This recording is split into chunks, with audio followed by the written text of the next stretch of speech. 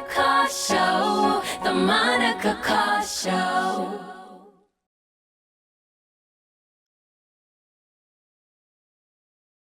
Greetings and welcome to the Monica Carr Show Summer Series, Take the Label Off the Table, where we will be exploring many aspects of authentic living with some notable personalities and some new faces. Today, I am delighted to have radio and TV personality, attorney, and speaker Mo Ivory with us today. Hey, Mo. Hi, Monica. How are you? Fantastic. I'm so happy to be doing this with you. We have had tons of conversations about authentic living and career paths and notable personalities and so forth. And so for those people, you're on CNN, you're on HLN, you're on CBS radio, you've had a host of different careers. They say Gen Xers will have about 7 careers, and I think you won't disappoint, and nor will I. And so can you just tell us a little bit about your background and some of your professional history? Because I think it's good for people to know that your path doesn't always have to be straight. Yeah, totally. And, we have talked about many things over many years, but I think one of the most important things is about having flexibility in your life. And so, I did the same things everybody does. Go to college. I went to Spelman College, and you come out and you're like, what am I going to do? You don't really know, because these conversations aren't really going on in colleges, which is why it's so important for like you and I to do this kind of work, because it shouldn't take people till they're 35 or 40 to start really trying to figure themselves out, when you could be really doing that so much earlier. And that's really just about the authentic living. But nobody's preaching that at an early age, because I think they just believe that, kids wouldn't get it, or young adults wouldn't follow the lessons or whatever. But I wish somebody had told that to me, because I, went to law school just because everybody said, you should be a lawyer because you have a big mouth. And that would never have been, in today's standard, for me, a reason to do something. But back then, I didn't have a place within myself to question my own decisions, and to say, well, is that really what's right for you? Does it line up with what you want to do? Is it along your path, your values, all the things that you talk about? I would have done that, and it probably would not have landed me in law school. But, you can't look back. You can't say like, oh, I'm so sorry I did that, because everything that you are leads up to, who you ultimately become. So I went to law school. I practiced law for a lot of years, almost about 10 years, and never was happy doing it. And even though it was exciting and fun, and I excelled at it, and I made money at it, I never really just loved it. I loved all the other things about it, like the people I got to meet and the people I got to talk to, but the actual legal work, the contracts, the reading, all that, I never really enjoyed it. So around 2002, I just decided that, through a series of events that sort of shocked my life, September 11th being one of them, that I just wanted to make a change. And so I just abruptly quit my job as a lawyer. And it really was the most freeing thing I've ever done in my life. And it's helped me to get rid of fear. It's helped me to know that I can make my own money. It's helped me to know that I don't have to be employed by anybody. Not that it's bad to be employed by anybody, because even since then, I've been an entrepreneur. I've gone back and been an employee, different things, but you really are a different kind of employee once you leave a job and then you come back on your own terms. So for me, what that leaving the law did was allow me to negotiate for my life on my own terms. Yeah. And now, did you get any pushback when you quit your job as a lawyer?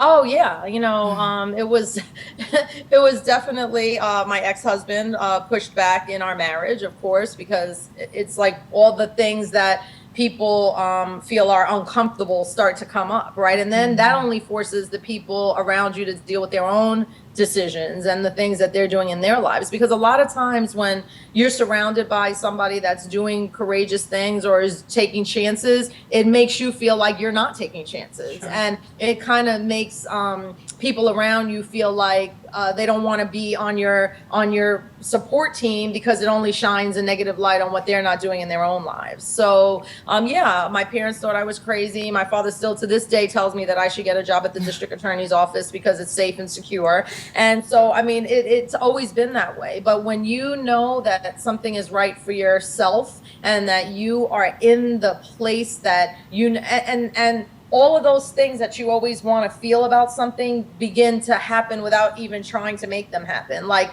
you can sleep and your comfort is good and your peace begins to abound, you know? So I think that once you accept what that feeling is, you begin to not even need the acceptance of anybody else around you. So everybody could say it's not a good idea, you shouldn't do it. What about your bills? What about your house? What about, and you still go like, I'll work it out. It'll work out. And so for me, that feeling came very quickly after I left my job, because I had been for so long doing something that I didn't want to be doing, that it didn't take long, even with the people around me saying, what are you doing? What are you doing? For me to have a complete peace about it. Sure. So I've been moving forward since then in that piece. Yeah, and you're a strong personality, Mo. So it's, you know, some of this, it does matter sort of what your constitution is as to how quickly you can move from, you know, living in what I like to call the land of make-believe into moving into Lot, which is the land of authenticity and truth.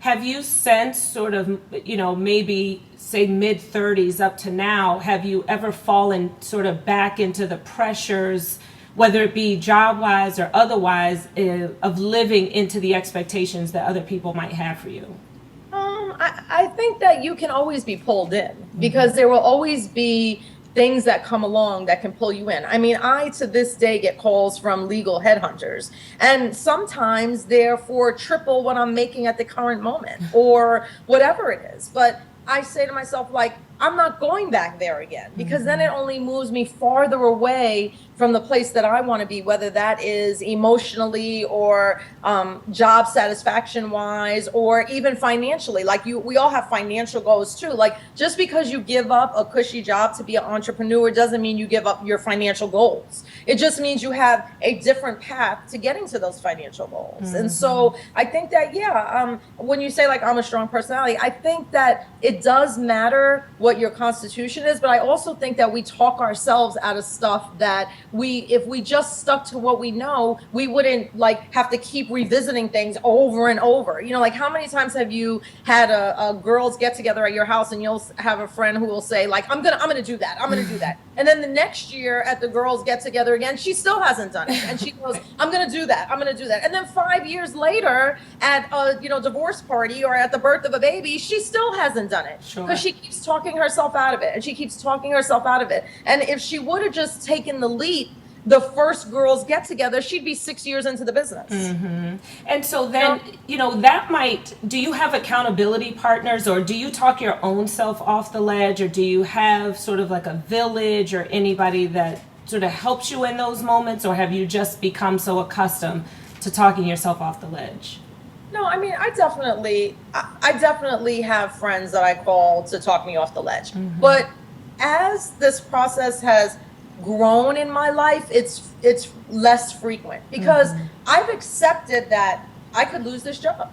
Like every time I take a job or every time I start a new opportunity, I realize, well, if it's a political campaign, it's going to come to an end at some point. If it's a job and say it's a radio show and then, they don't think I'm hot anymore, I know I'll get fired. So there's a certain amount of acceptance that I go into the situation with. So I'm never really shocked sort of when something happens. It doesn't mean I'm not disappointed. Sure. And it doesn't mean that I don't think like, oh, damn, I got to start all over again, or I have to shop myself, for a new radio job, or I have to, do this for a TV job. But I don't have that like total, oh my God, what am I going to do? Destruction breakdown that, is that sort of having to talk yourself off of the ledge, because I've learned to admire even the times that I don't get what I want.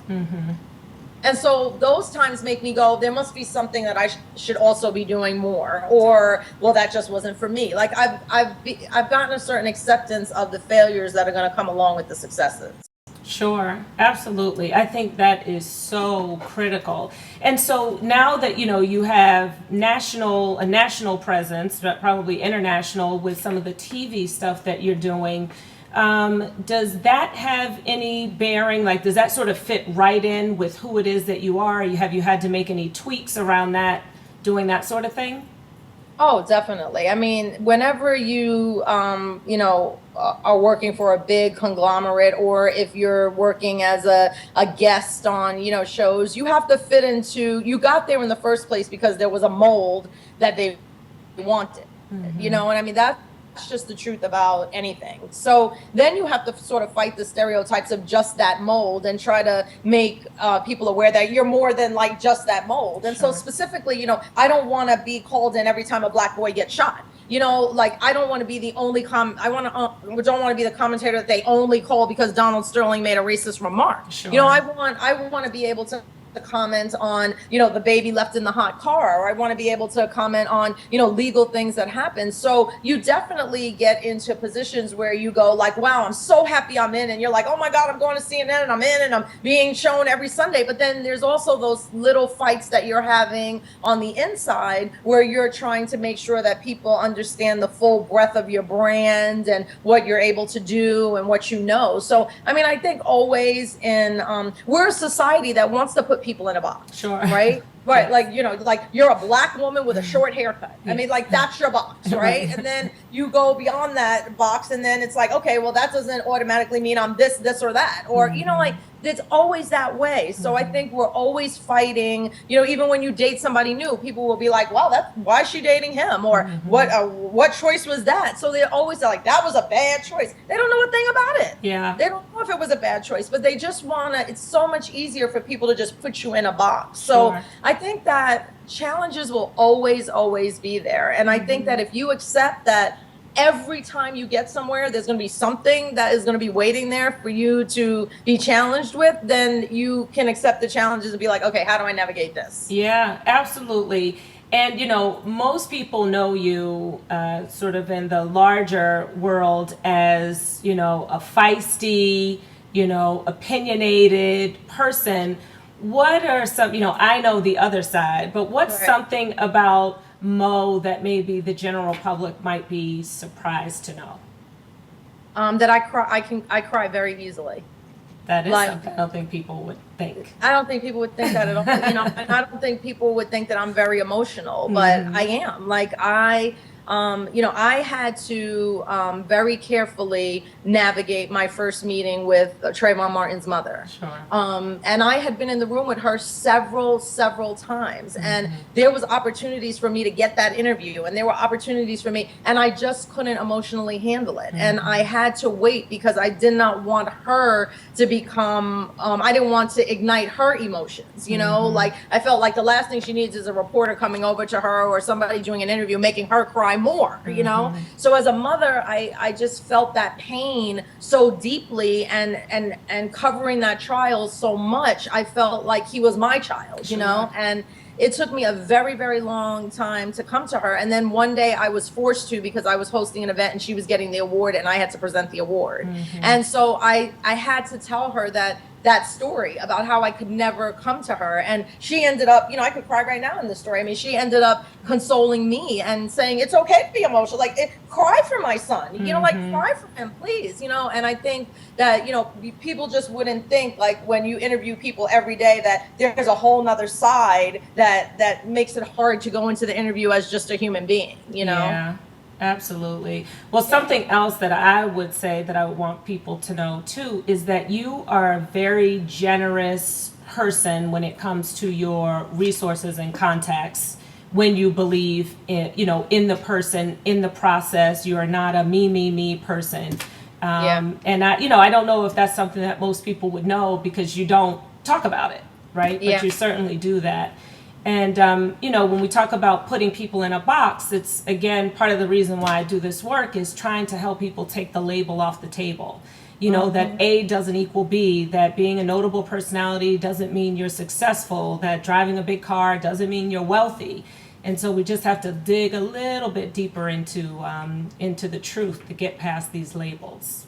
Yeah, I mean, I got an email this morning about a woman from a woman who said that she read a blog that I wrote almost 2 years ago about calling off my engagement, and that it gave her the courage to call off her engagement because she was in an abusive relationship. Sure. And I asked her for her phone number, and she was like, "What?" Like shocked that and I called her, and she was like, Mo? Like she couldn't see. And I wanted to say to her, like, I have an iPhone just like you. Right, I right. mean, like, just because I do whatever you think it is I do, or see me on the TV one day, I still come home. I have to take a shower. I have to feed my family. I have to, and I saw your email and I thought it was great. And I wanted to call you and say thank you. Like, it's That's just, awesome. people are not that so untouchable, Yeah. but I think it's what other people think about what sort of fame, or I don't know if you'd call me a celebrity, but people who are in the limelight, Sure. that they just think that you don't do the sort of same normal things that anybody does when they wake up in the morning and they have to brush their teeth and comb their hair. Like right now, I did not get camera ready for you because authentically I'm home today. Right. And it's my day off, Yeah. and I haven't had a day off in like weeks. And so I said, you know what, it's going to be glasses and a little lip gloss today, and that's going to be it. But that is really authentically who I am when a makeup Absolutely. artist isn't doing my makeup. Absolutely. And I so appreciate it. And I just, I think that particularly with notable personalities, it is, it's a catch-22, because on the one hand, you try to be relatable, but then society wants to push you into this they want to put you on the pedestal and they want to put you in the box. And then you feel the obligation to live up to what it is that they think you are. And that's, I think, where the divide comes, where, and then there's not these kinds of forums for people to just talk about the human aspect, but there's more of what show, what project, what book, it's all project related. And so people don't typically get to talk about the more human side of it. So, yeah, and because we've taken that word branding so far, that you're almost not really your brand. Sure. And like, how crazy is that? Yeah. That you work so hard to figure out your brand, and then you're actually not really your brand, because all the people come in and hype the brand up to this level, or make, well, we want people to feel like they can't just get right to you. Well, Sure. why? Yeah. Because then they won't think that you're somebody that can teach them something. Well, why? Yeah. Like none of my teachers in high school or college were brands. Right. They were just right there, and they knew more than me, and they taught me a bunch of stuff. So it's like, I think that sometimes we've taken the branding thing like so far that you become a different human being than what your brand is. Yeah, absolutely. And that's why, what I used to teach in branding was, what is the market looking for and how do you become that? That was in my 20s. But then I realized that you first have to have what I call value vision. And if your brand is value led, then it's always the real thing, right? Because you can trace it right back to who you are always, and not necessarily what it is that people are looking for. Right. So we are out of time. I so appreciate you taking the time to speak with me on the Monica Kah Show.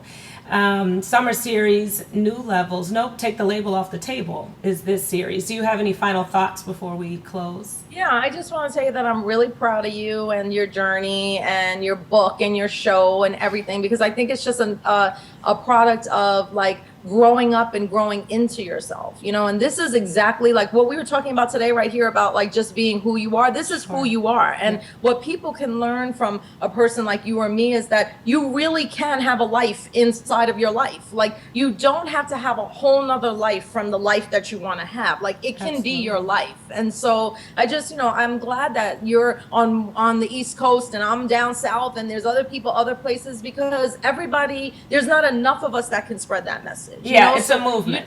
It's a movement. So it's not just about like only your show or only my comments on CNN. And I wish women and people to just want to do things would embrace that there's room for everybody. Absolutely. And that when you help somebody, then around the corner comes your help. That's absolutely. Yeah.